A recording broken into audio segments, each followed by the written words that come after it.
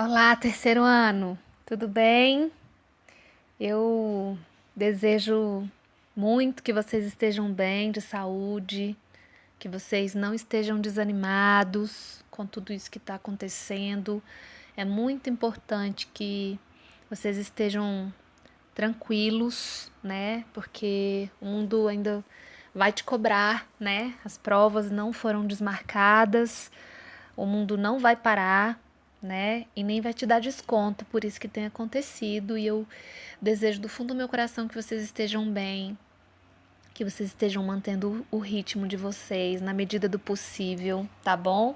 Que as suas famílias também estejam bem de saúde, que a proteção do céu esteja sobre a casa de vocês, sobre os familiares de vocês e que a gente volte o mais rápido que for possível a gente voltar. A gente vai querer ouvir as histórias e a gente vai ter muitas listas para corrigir, muitas outras para a gente fazer e vai dar tudo certo, viu? Eu acredito muito assim no que tiver que ser, vai ser. Não vai ser essa situação triste, esse episódio triste que vai comprometer o futuro que vocês têm. Porque a história de vocês está guardada em Deus, viu? Eu tenho muita certeza disso que eu tô falando. No mais, assim, jamais eu poderia sumir, né? Que eu sinto saudade, vocês sabem, mas eu tenho sentido de verdade. A gente começou o ano muito bem, eu estava muito confiante que a gente ia fazer um ano muito diferente e muito produtivo em relação aos anos anteriores. Eu tava cheia de expectativa, eu ainda estou, né? Não sei se vocês sentiram assim, eu andei mandando umas coisas muito grandes e tal. Aí agora a gente vai fazer agora uns áudios, uns vídeos, né, para vocês. Eu ainda não consegui fazer uma maquiagem boa para aparecer no vídeo. Aí eu tô experimentando esse aplicativo aqui, eu espero que ele tenha um efeitozinho melhor, né? Mas a gente vai sempre melhorar. Aí você pode comentar, né? Fazer suas sugestões, suas críticas. Não pode me xingar, porque eu ainda tenho informativa para dar, né? Não sei se você tá me entendendo. Mas sugestões, ajudas, né? Comentários bacanas, o joinha lá de gostar, de não gostar, são sempre bem-vindos e a gente vai aprendendo e trocando. Eu ajudo vocês com gramática, que é a disciplina mais fácil, né? De todas, a mais tranquila que cai mais nas provas e vocês me ajudam com essa parte de tecnologia. Inicialmente me dando um desconto, né? Depois a gente vê o que a gente faz, né? Mas vamos para o que interessa? Vamos falar de orações e dentro da parte de orações que a gente tem quatro, né? A gente tem as coordenadas, a gente tem as substantivas, as subordinadas substantivas, as subordinadas adjetivas e as subordinadas adverbiais. De todas essas, a mais fácil é essa que vos trago hoje, né? Orações subordinadas adjetivas. Por que ela é mais fácil? Porque só tem duas. E porque a pontuação ou a ausência dela nos faz classificá-las, né? Então eu tenho adjetiva explicativa, adjetiva restritiva. Além do sentido, o sentido é um pouco mais chatinho de gravar, qual que é o sentido de cada uma delas. Mas você bater o olho e saber classificar as duas. Além de serem as mais fáceis, são as mais cobradas nos vestibulares. A mais querida do CESP, SEBRASP, né? Então, certamente isso vai estar no PAS. Não tem um vestibular que não cai, não tem um concurso público que não cai. Então, é um ponto grátis que nós temos, né? Então, a gente não pode deixar de trabalhar. É uma pena, porque é muito fácil, a gente nem pode ficar insistindo muito nela, porque tem outras coisas pra gente ver também. Mas é muito tranquila, muito fácil, tá bom? Então, só recapitulando aqui a questão. Pra gente ter oração subordinada, a gente tem que ter pelo menos duas orações. Então, eu tenho uma oração, um verbo, né? Que é na oração principal. E eu tenho agora, depois dessa oração, no período principal, desse verbo, no primeiro período aí, eu tenho uma outra estrutura oracional que eu vou chamar de subordinada adjetiva. E a oração subordinada adjetiva, ela nada mais justo do que exercer a função de um adjetivo. Dentro da parte de morfologia, eu chamo de adjetivo. Dentro da parte de sintaxe, esse adjetivo vai ser um adjunto de nominal, vai ser um qualificador, vai ser um predicativo, ele pode ser qualquer coisa. Se ele estiver dentro de uma estrutura de oração, todinha em volta de um verbo, eu vou chamar de oração subordinada, tá? E aí, eles são introduzidos pelos pronomes relativos, assim como nas subordinadas substantivas.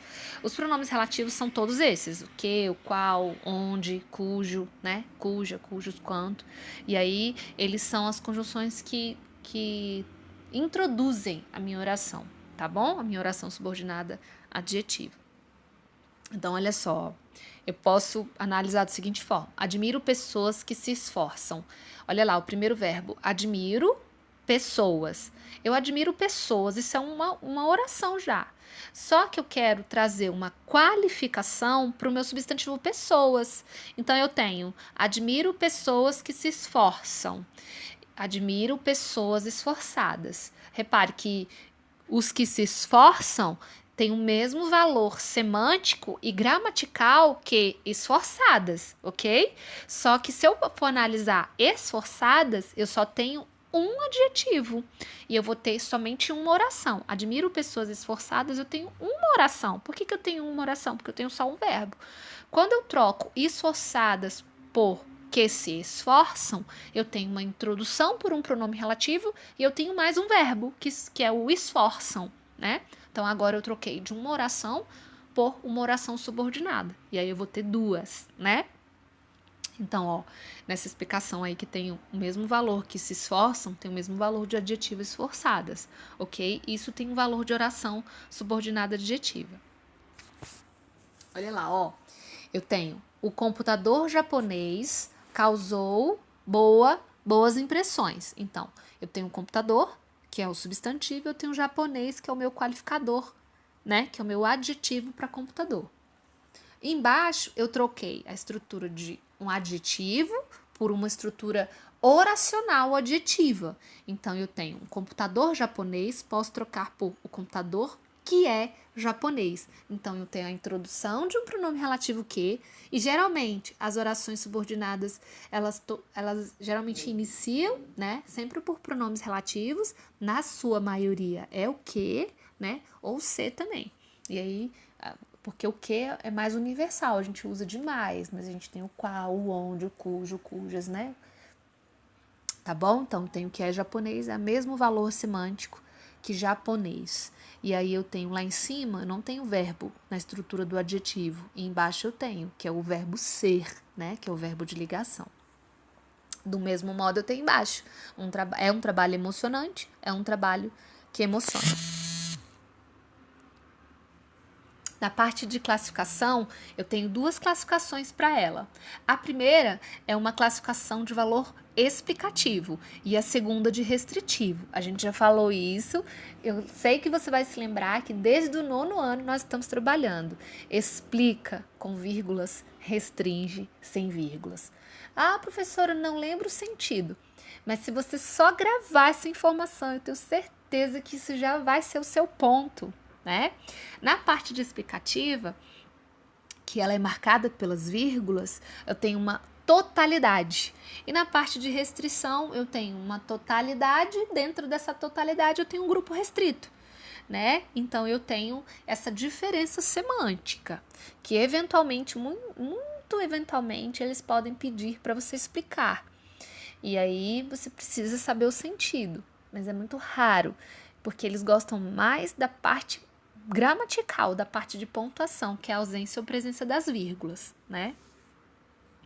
Então, olha lá, o primeiro exemplo, né? O problema, vírgula, que era de fácil resolução, vírgula, deixou os alunos apreensivos. Então, eu tenho uma explicação para o problema. E aí, eu tenho um valor de oração de subordinada adjetiva explicativa, tá bom?